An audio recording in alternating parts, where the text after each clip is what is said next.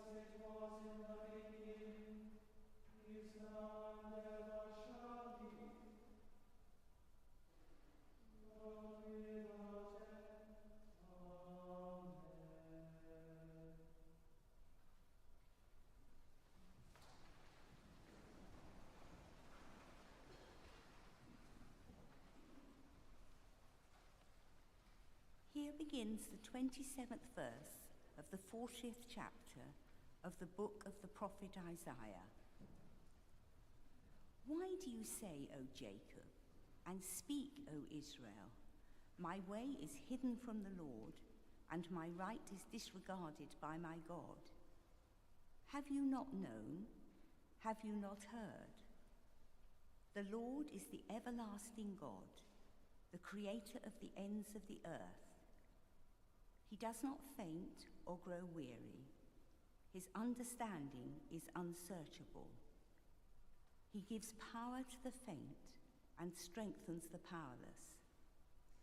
Even youths will faint and be weary, and the young will fall exhausted. But those who wait for the Lord shall renew their strength. They shall mount up with wings like eagles. They shall run and not be weary. They shall walk and not faint. Listen to me in silence, O coastlands. Let the peoples renew their strength. Let them approach, then let them speak. Let us together draw near for judgment. Who has roused the victor from the east, summoned him to his service? He delivers up nations to him and tramples kings underfoot. He makes them like dust from his sword, like driven stubble with his bow. He pursues them and passes on safely, scarcely touching the path with his feet. Who has performed and done this, calling the generations from the beginning? I, the Lord, am first, and will be with the last. The coastlands have seen and are afraid. The ends of the earth tremble. They have drawn near and come. Each one helps the other, saying to one another, "Take courage." The artisan encourages the goldsmith, and the one who smooths with the hammer encourages the one who strikes the anvil, saying of the soldering, "It is good." And they fasten it with nails, so that it cannot be moved.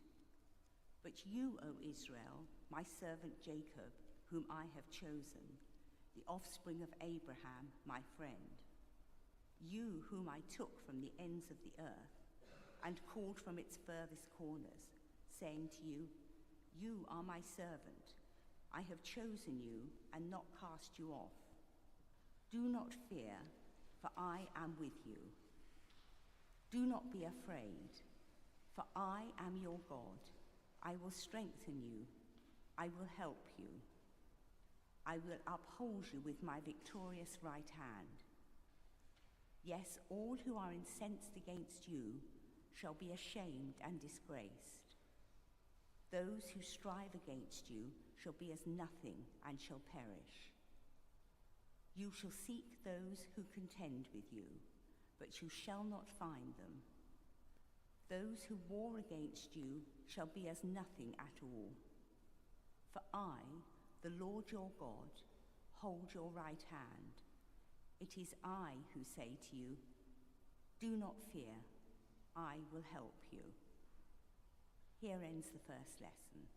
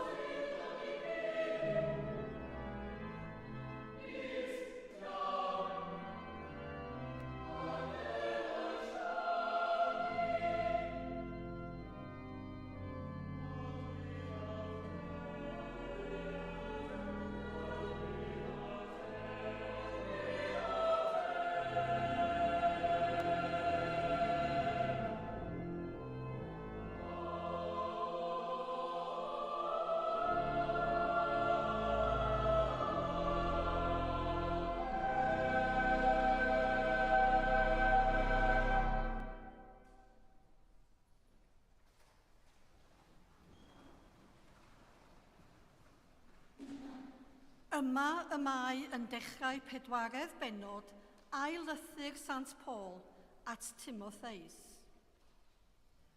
Yng Ngwyddu a Crist Iesu, yr hwn sydd ei farnu'r byw a'r meirw, rwyf yn dyrybuddio ar gyfrif ei amddangosiad a'i deyrnas ef. Pregetha'r gair bydd yn barod bob amser, boed yn gyfleus neu'n anghyfleus, ar gyhoedda, cerdda, calanoga a hyn ac amynedd diball wrth y fforddi. Oherwydd fe ddaw amser pan fydd pobl yn goddel a thrawiaeth iach, ond yn dilyn ei chwantau ei hunain, ac yn crynhoi o'i gwmpas liaws o athrawon i oglais eu clistiau, gan droi oddi wrth y gwirionedd i wrando ar chwedlau. Ond yn hyn oll, cadw dy ddisgybliaeth arnat dy hun, goddef caledi, gwna waith efengylwr, cyflawna'r holl ofynion dy weinidogaeth, oherwydd y mae fy mywyd i eisoes yn cael ei dywallt mewn aberth, ac y mae amser fy ymadawiad wedi dod. Rwyf wedi ymdrech lew, rwyf wedi'r rhedeg yr yrfa i'r pen, rwyf wedi cadw'r ffydd. Bellach, y mae torch cyfiawnder a gadw i mi, a bydd yr arglwydd y barnwr cyfiawn yn ei chyflwyno hi i mi ar y dydd hwnnw. Ac nid i mi yn unig, ond i bawb fydd wedi rhoi ei serch ar ei ymddangosiad ef. Gwnaed y orau i ddod atat yn fuan, oherwydd rhoddodd deyrnas ei serch ar y byd hwn. Am gadael, aeth ef i Thessalonica, a Cresgens i Galatia, a Titus i Dalmatia. Lyc yn unig sydd gyda mi, galw a Marc a thyrd ag ef gyda thi, gan ei fod o gymorth mawr i mi yn fy weinidogaeth. Anfonais tychus i Ephesus, pa fyddai'n bod tyrd a'r clogwyn a adewais ar ôl gyda Carpus yn Troas, a'r llyfrau hefyd yn arbennig y memrynnau. Gwnaeth Alexander y gof copor ddrwg mawr i mi. Fe dal yr arglwydd iddo yn ôl ei weithredoedd. Bydd dithau ar dy wyliadwriaeth rhagddo, oherwydd mae wedi gweithwynebu ein cenawdwy ni i'r eithaf. Yn y gwrandawiaid cyntaf o'm hamddiffyniad, ni safodd neb gyda mi. Aeth pawb am gadael.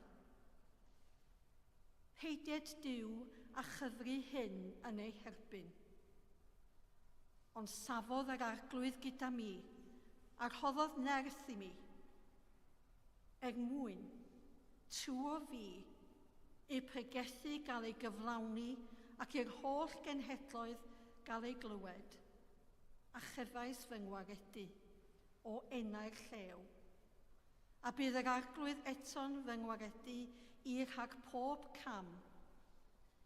Am dwyn y ddiogel i'w deyrnas nefol. Iddo ef y byddor gogoniant, byth bythoedd. Amen. Yma y terfyn yr ail lyth.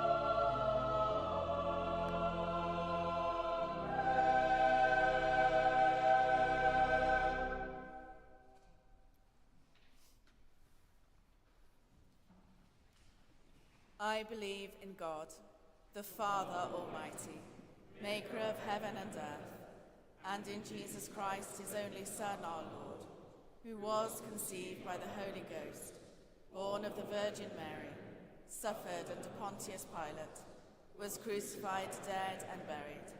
He descended into hell. The third day he rose again from the dead.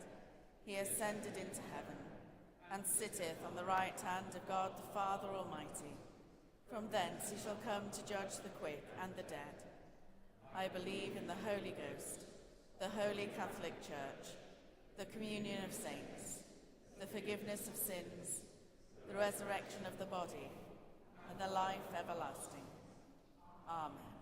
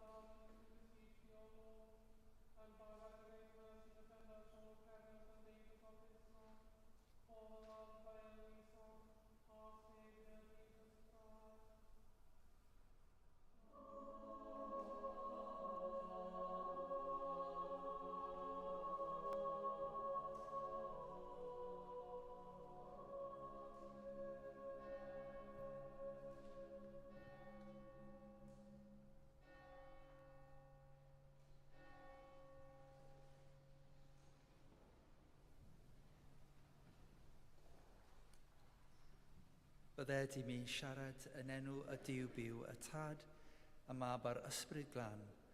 Amen. Os fydda pawb, diolch o galon bob un ohonoch chi sydd wedi dod allan heno i weld pobl sydd yn cael eu trwyddedu yn ein cadeirlan. Mae'n fraint cael eich cwmni yma unwaith eto. It's a delight to welcome each and every one of you who've come here, particularly to support friends and colleagues as they are installed as new canons within the life of this cathedral. We're so grateful to you for your support for them, and with you rejoice in this trust which has been given to them. We are well served by our chapter and delighted that we're able to add to their number this evening. In his poem, Church Going, the poet Philip Larkin asks a question. When churches fall completely out of use, what shall we turn them into? If we shall keep a few cathedrals chronically on show, their parchment plate and pyx in locked cases, and let the rest rent-free to rain and sheep, shall we avoid them as unlucky places? You'll be glad the poem ends a great deal more cheerfully than it begins. But like so many commentaries, pieces of writing which explore the decline of religious faith, it seems only one direction. The things are going from bad to worse. Human beings becoming less and less religious. As we gaze at our world, we may have a kind of sympathy with Larkin. The truth is that geopolitical outlook isn't good at the moment. There are many Gazas and Ukraines around the world, stories of agony, of suffering and loss, and these, they never make the headlines. But for those caught up in them, they are real and they are terrible. Perhaps Larkin's outlook has a realism about it. So my question this evening is life and history written in these big stories only? Or do we mark this evening something different? Offer a different vision of humanity, of the priorities in life, the things which are beautiful, which may guide us into a complex world and hold us day by day to a different kind of living. We're here to collate and install new canons, Christian priests who will add to the life of this place, part of its worship, and witness the city and diocese. And it seems to me that their ministry here with others is well placed to offer an alternative view, which I've just described, which seems perhaps more than ever more radical, more beautiful than in times past. So let me speak about the ministry to which I want them to commit themselves.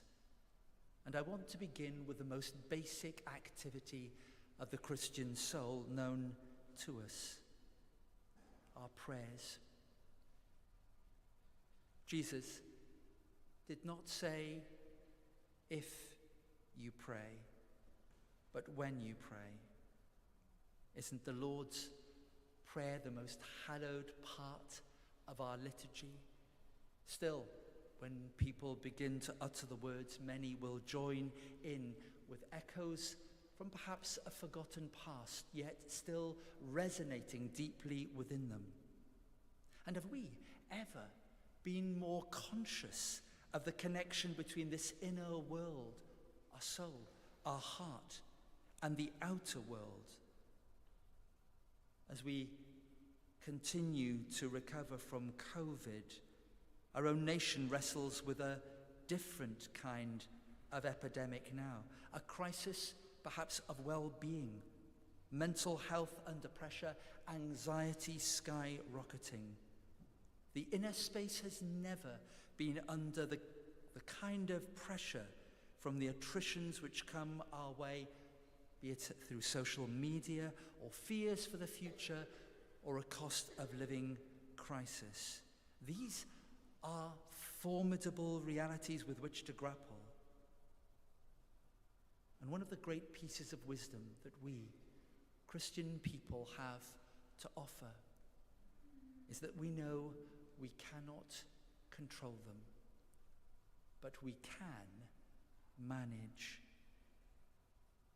When Jesus said, "Do not be afraid, little flock, your Father has been pleased to give you the kingdom," these must mean something more than a general invitation to a bland positivity.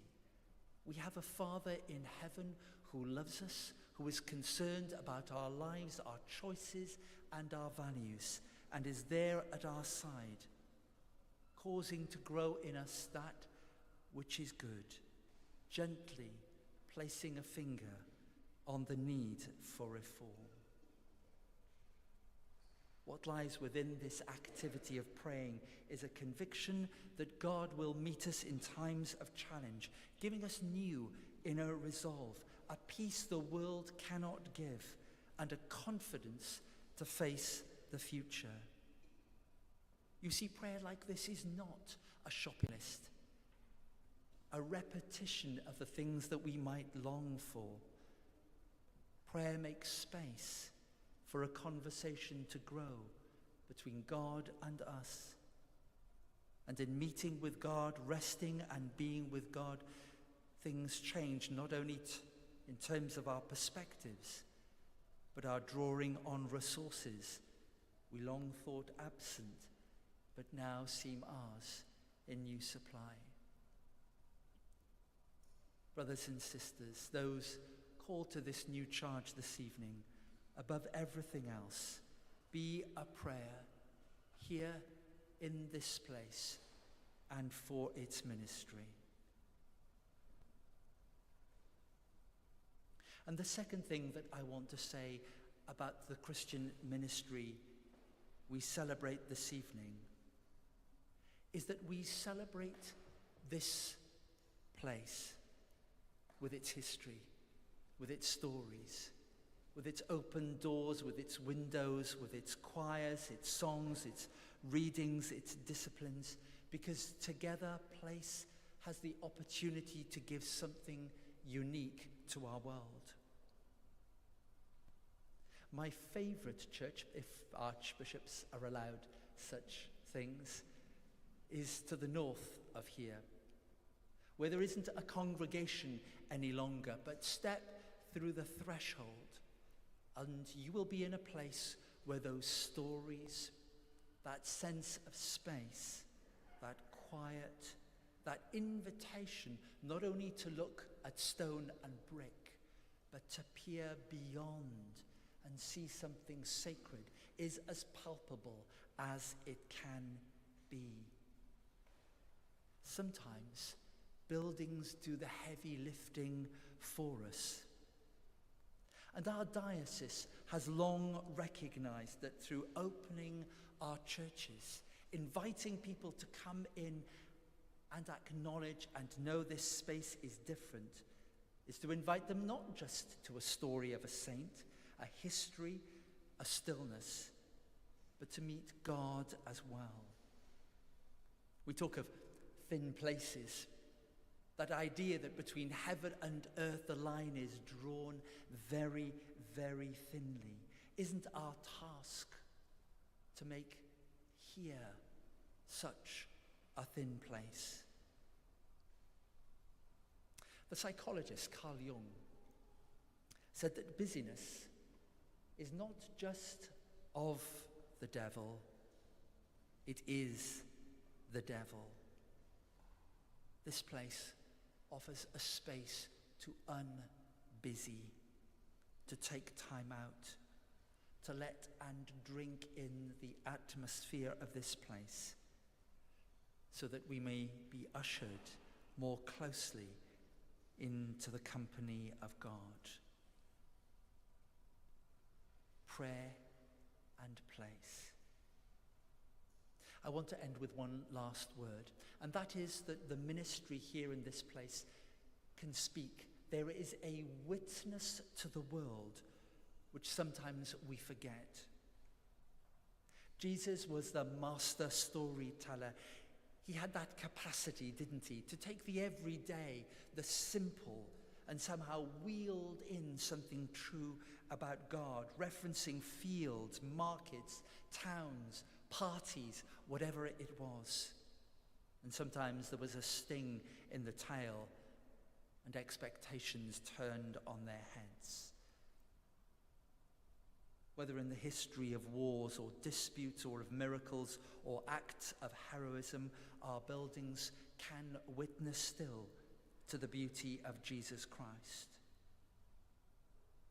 Not everyone will agree with this, but sometimes buildings can speak more powerfully than we can.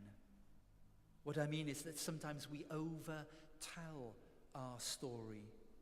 For sure, we ought to tell and provide prayers and even invite, but sometimes there is a space for the building without words to speak powerfully. To go beyond tourism, what inspired these great places was a conviction that God was holy and great, beautiful and infinitely good. And in this great city, with its ebb and flow, there will be those who come for the worship. There will be those who come for the stories to be told again.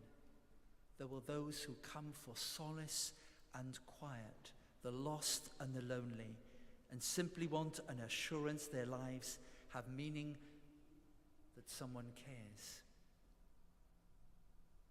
If we attend to these things, we will offer a different vision of life from the one I outlined at the beginning. And so let me end with Larkin once more.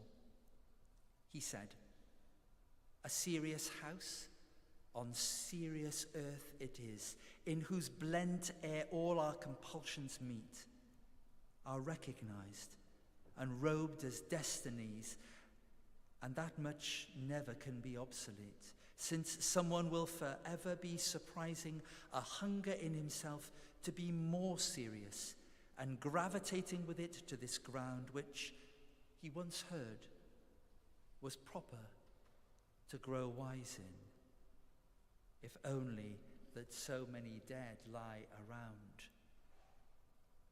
A good ending, almost. In this place, in this cathedral with its bricks and mortar, living stones and stories, we are joined by an unimaginably good God who is still to be found and encountered.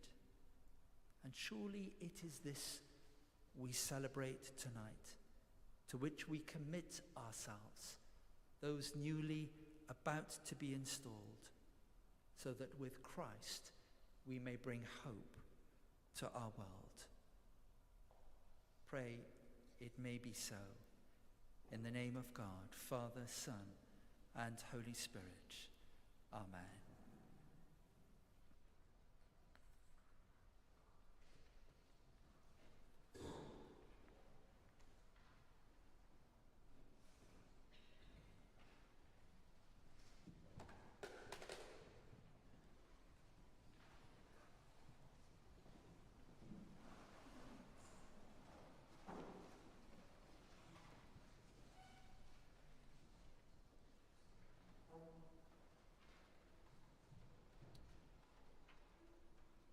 Esgob David, Right Reverend Bishop, I present to you our friends in Christ.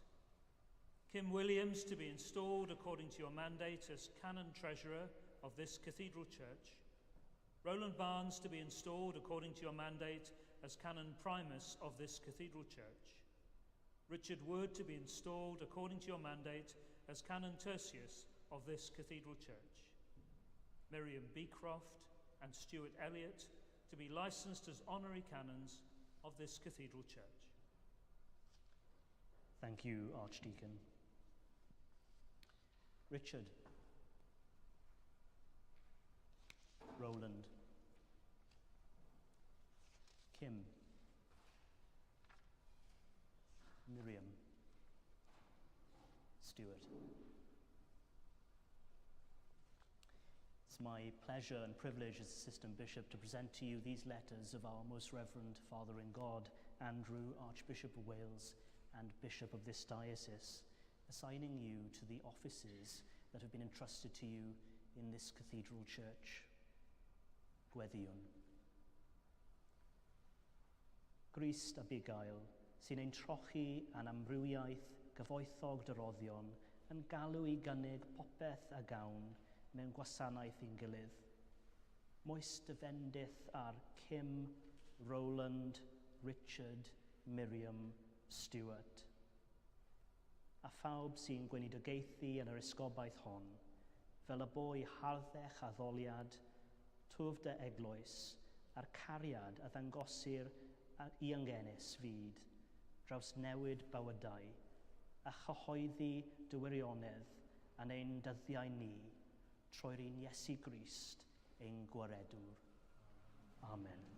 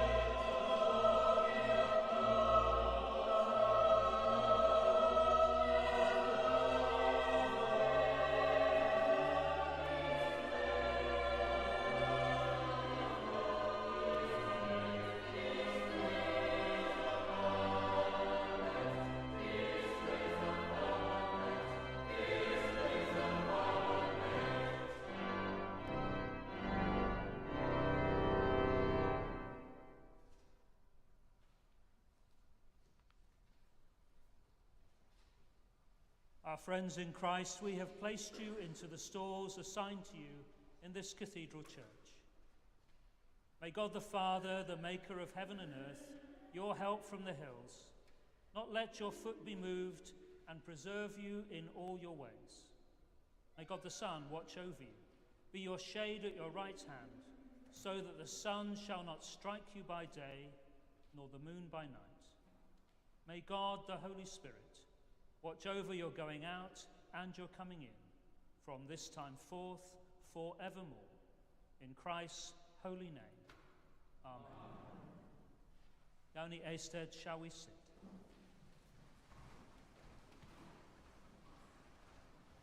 Gweddill. Deiniol dad a thradiad, a godais fangor fawr yn gysgod a noddfa, ath godwydd a'r fagl, I fugeilio gwynydd meigwn gynt. Cwyd yn uchel fannau, weddiau ewyd, dolonydd yn y fagre hon, fel y cyfyd, gwarddydd, ffydd, gobaith a chariad, yn ein colonnau'n fyddol. Amen. And once again we stand.